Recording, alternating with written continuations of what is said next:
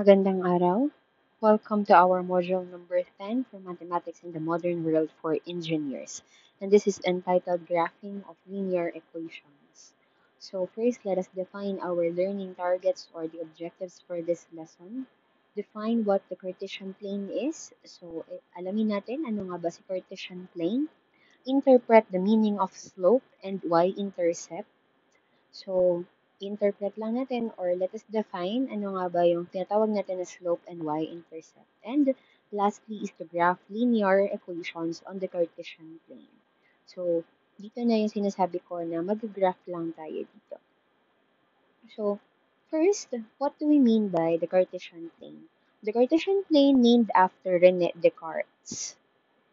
Okay, so it is named after René Descartes. Also known as the coordinate plane, is a two-dimensional plane formed by the intersection of a vertical line, which is the y-axis, and the horizontal line, which is the x-axis. So, these axes intersect at a point called the origin. So, para mas maintindihan ninyo, this one. So, ibig sabihin, sabi niya, this is the intersection of a vertical line. So, when we say vertical line, isang pahaba, and yan yung tinatawag natin na y-axis. And then, meron siyang intersection na horizontal line, which is ito na may tinatawag natin na x-axis. Okay? And then, sabi sa atin, siya daw ay nag-i-intersect sa gitna. At yung gitna na yan yung tinatawag natin ngayon na origin. Okay? So, here, yun lang naman din. And then, any point, kung meron man tayong mailagay na point dyan, ibig sabihin, yan naman ngayon yung tinatawag natin na ordered pairs of numbers. So, therefore, yun yung kanilang pwesto. Okay? Kung ano yung x and y coordinates ng ating plot. Okay, and then what do we mean by slope and y-intercept? In the equation of a straight line, when the equation is written as y is equal to mx plus b, ito, tandaan lagi to, what we call the slope, ito yung tinatawag natin na slope-intercept form. Okay, so ibig sabihin, dyan natin makikita kung ano ba yung y-intercept natin and yung slope natin. Okay, so therefore, yung tinatawag kasi nating slope, yaan yung ating yung steepness ng ating line. Okay, ibig sabihin, paano ba siyang nag-slant? Or paano ba yung kanyang naging linya? Okay, so yung coefficient okay, yung tinatawag nating slope, it is the value of m. Okay, yung kasama ni x. Okay, yun, ito, si m. And then, when we say y-intercept, ibig sabihin may value si y while yung x-coordinate niya is 0. Okay, ito siya. So, in other words, kung nag-0 yung ating x, okay, kung naging 0 itong ating x, therefore, may eliminate na yan. So, that's why our y-intercept is equal to the value of b. Okay? So, yun ngayon yung mga mahahalagang bagay na ginagamit natin. So, here, this is what what the Cartesian plane looks like. So, again, meron tayo ditong y-axis, yung kanyang vertical line. And then, yung horizontal line natin is what we call the x-axis. And then, yung kanilang intersection, ito yung tinatawag natin na origin. Okay? So, yan. Yun lang yung mga kailangan natin. So, halimbawa, meron tayong naging point dito sa part na to. So, therefore, yung part na yan, meron siyang x and y coordinates. At yung x and y coordinates na yan, kung saan siya tatapat sa kanyang x and y axis. So, like for example, ito yung ating point. So, kapag yan ay kinonect natin sa x-axis, so therefore, pumapasok siya sa 4. And then, si y naman, kapag yan kinonect natin sa ating y-axis, siya naman ay makikita kay 4 ulit. So, therefore, the coordinates of the given plot is 4, 4. Okay? And then, ito naman, so of course, in our Cartesian plane, meron tayong tinatawag na quadrant. Kasi, di ba, nahati natin siya into 4. So, quad means 4. So, it is the, yun yung naging hatian ng ating Cartesian plane.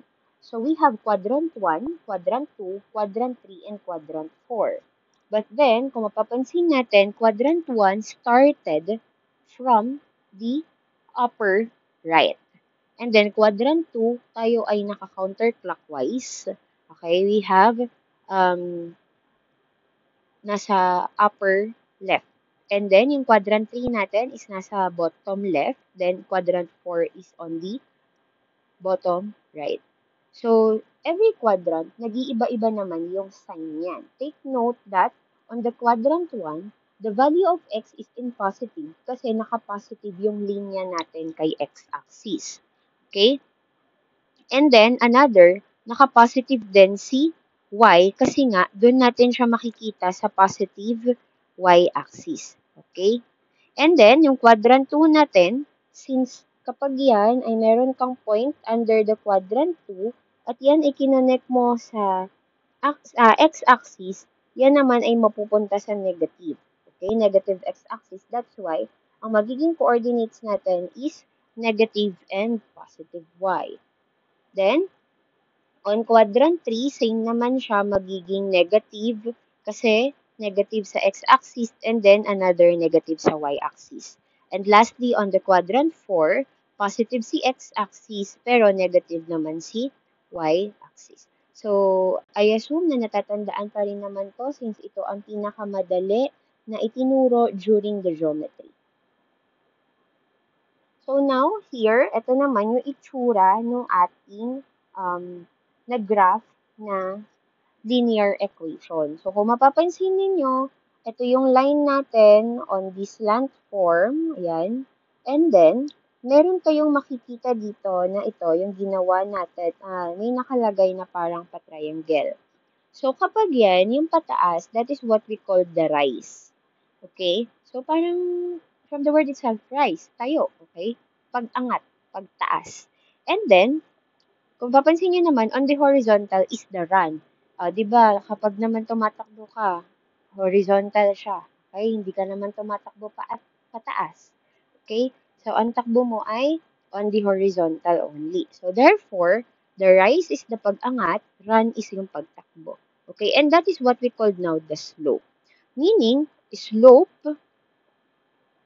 is equal to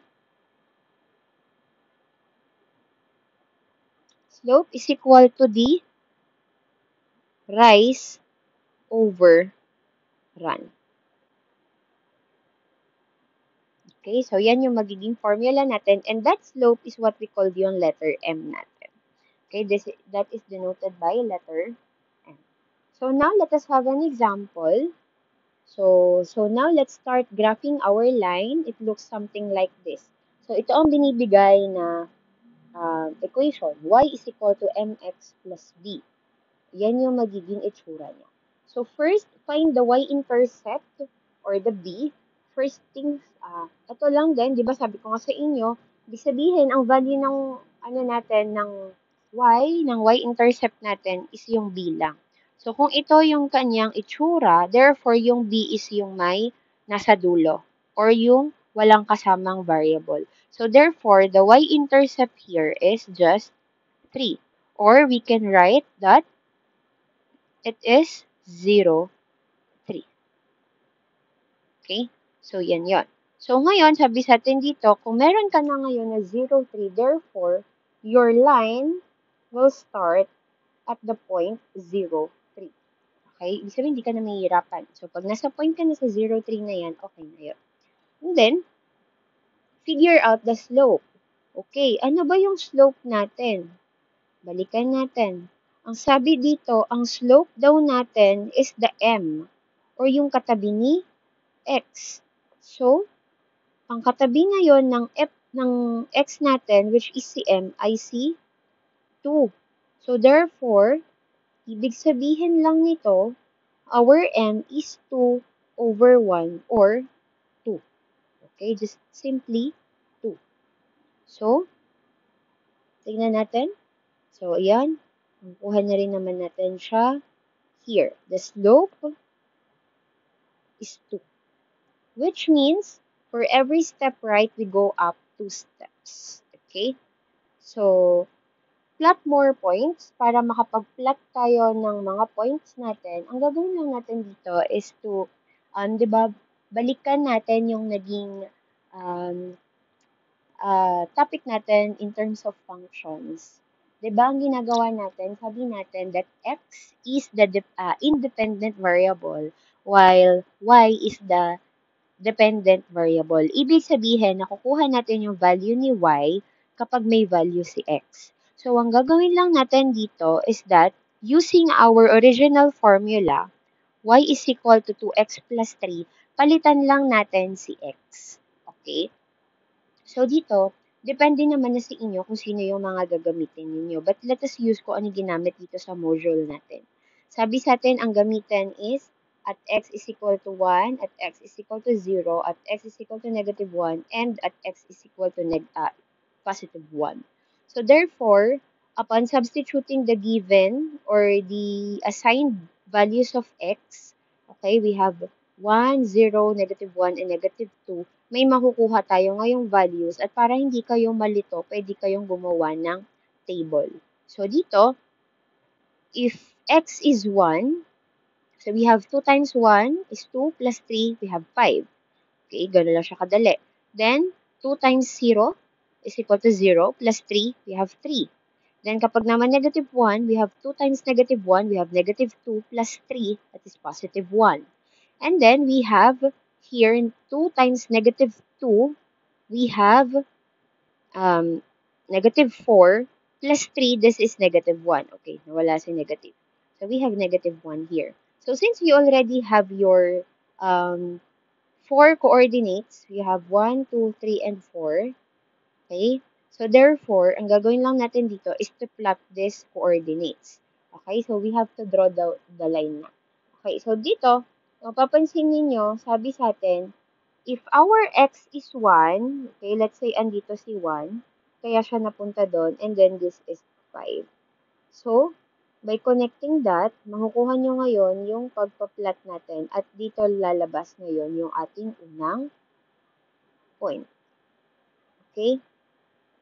And then, next naman natin is that, sabi sa atin, if x is 0, then y is 3. So, makikita natin siya along y-axis kasi nga 0 yung kanyang x. Okay? And then, next natin is dito na may negative 1. Then, andito si 1. So, therefore, dito mag-meet. Yan yung magiging point natin. And then, lastly, if x is negative 2, then our y is negative 1. So, dito naman siya mapupunta. And then, right after ninyong maiplot, then pwede na kayong ngayong gumawa ng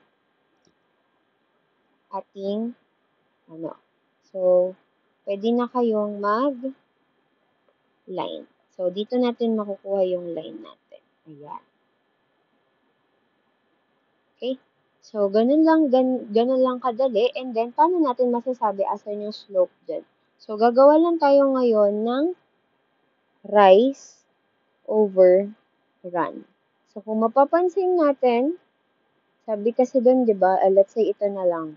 Gamitin natin siya sa mga points. Okay? So, sabi sa atin, our slope is 2 over 1. So, therefore, 2 steps. Okay? Mapapansin ninyo, di ba, we have 1, 2. So, we have 2. And then, another 1 step here. That is now our slope. So, slope is 2 over 1 or simply 2. Okay? So now let us have another example. We have y is equal to negative 2x plus 4. Okay. So again, let us define ano muna yung ating y-intercept. So again, sabi natin our y-intercept is the letter B or given na sa atin dito ay si 4.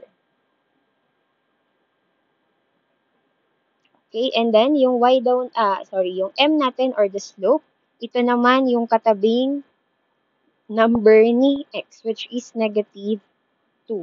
So kapag nakakakuha kayo ng negative, ibig sabihin nun is that baliktad. Okay? Na baligtad yung kanilang pagbaba. Kaya ibig sabihin, instead na pataas siya, bumababa yung ating linya. Okay? So, again, ang gagawin nyo lang dito is to assign values of x para makuha si y. Okay? So, assign values of x, then substitute dun sa given natin. So, ito na siya. Let us use again 1, 0, negative 1, and negative 2 as our x. So, if we get this, negative 2 times 1 plus 4, we have 2. Then, negative 2 times 0 is 0 plus 4 is 4. So, ibig sabihin, if x is 0, then y is 4.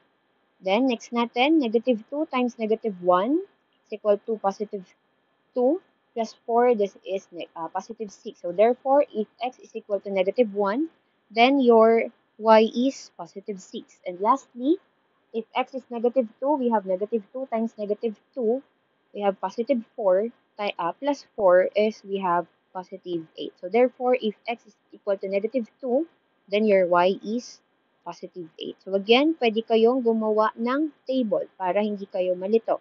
So ipa-plot lang ulit natin yan. Sabi natin, if x is 1, then your y is 2. So ito siya. And then, if your x is 0, then your y is 4. And also, if negative 1, if x is negative 1, then your y is positive 6. Ito siya. Then, if x is negative 2, then your y is positive 8. Ito naman siya. And then, again, connect the dots lang hanggang sa ma-form nyo yung inyong line. Okay? And then, para makita ninyo paano siyang naging negative, pansinin ninyo, ang nangyari sa atin is that from here, from one point, bumaba siya ng ilang points. We have 2 points and then nag-run ulit siya ng 1. So therefore, since pababa yan, naka-negative siya. That's why our m is negative 2 or negative 2 over 1. Okay? So, with that, i-try example number 3 para makuha ninyo. Then, tignan natin kung makukuha dahil andito naman din siya sa ating module. So, check nyo rin siya kung tama yung nakuha ninyo. So, with that, that's all for our module number 10. I assume na sana niintindihan kung ano yung meron. So, yun lang. Thank you for watching.